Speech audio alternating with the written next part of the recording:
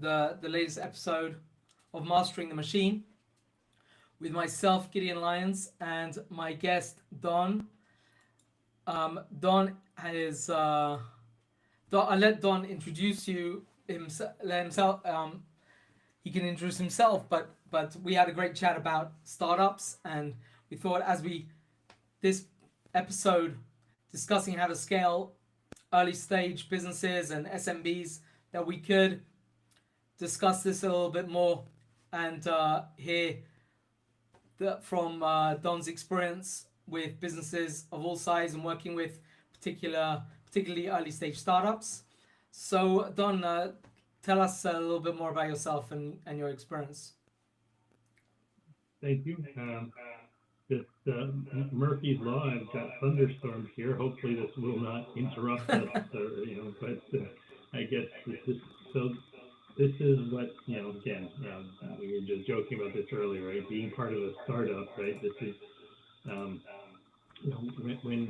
when you are an entrepreneur, when you are living the startup life, you deal with whatever curveballs. This is not ABC, NBC. We don't have text, we don't have studio, right? You deal with whatever comes.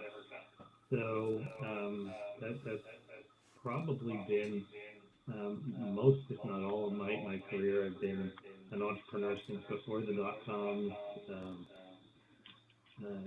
Got involved with a company that was doing a really remarkable thing, educating graybeards that I laughed at, that I now resemble, about the internet.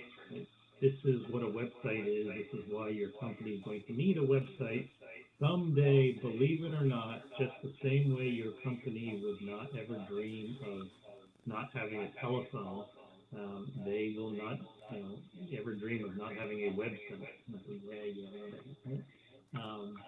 And so we went out and told that we went after the Fortune 5 at the time, and were very successful at getting some of the biggest names to sign on, and I was thrilled and really enjoying it. And then, of course, my first lesson in entrepreneurship was when I started to get calls from Don, you left here with a check and a contract, and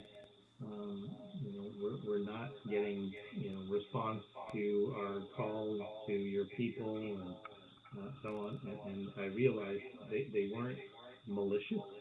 They weren't trying to pull the wool over anybody's eyes.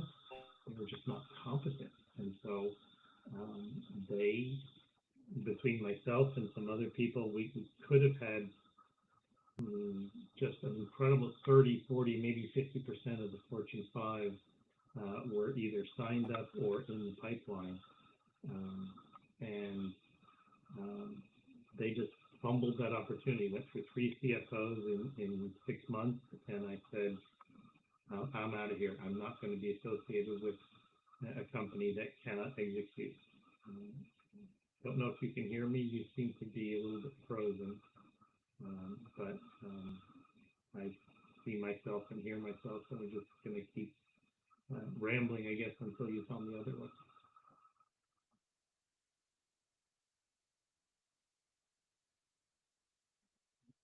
Looks like it's recording. I don't know if you're having issues on your end, so I guess I can keep telling stories, keep introducing myself. So after that experience, I was fortunate to encounter what we call personalization, the engine behind Amazon. If you like this book, you might like the ebook.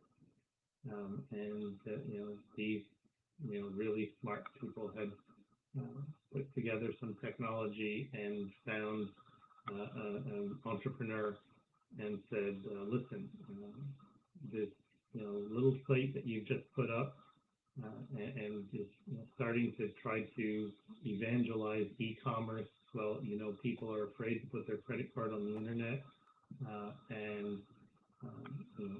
why would they buy from you and wait a week for something to arrive? Because Prime was 20 years in the future, and they had to pay for shipping. There was no such concept as free shipping anywhere. Um, so why are they going to buy from you and wait when they could just go to the local store and buy the same product, completely generic? And they said, we'll give you a reason why. If they buy from you and we learn about them and we're able to give them amazing recommendations, then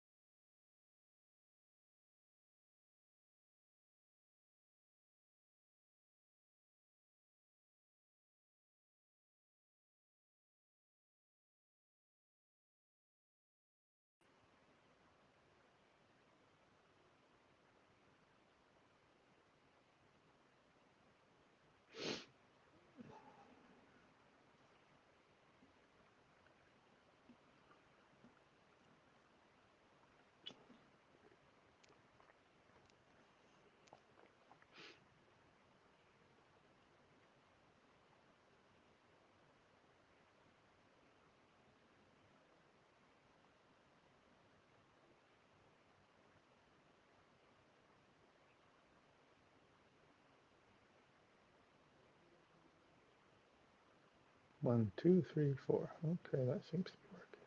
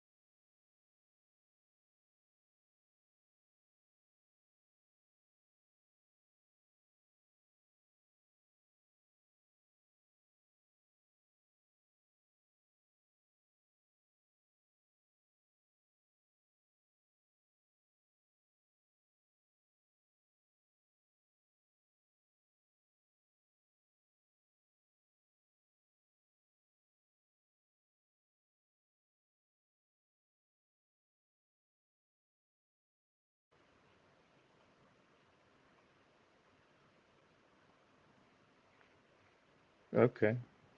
Um,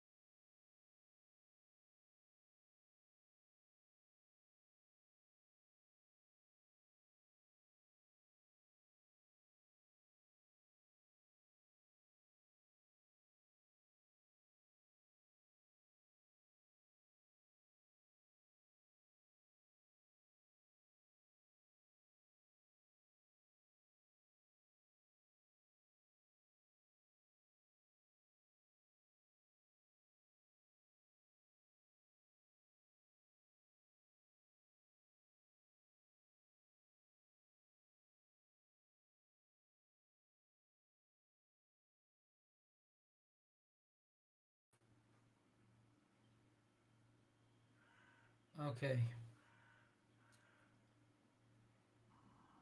Don? Yep, you hear me? Yeah, I do hear you. Wait a second. I just want to stop this.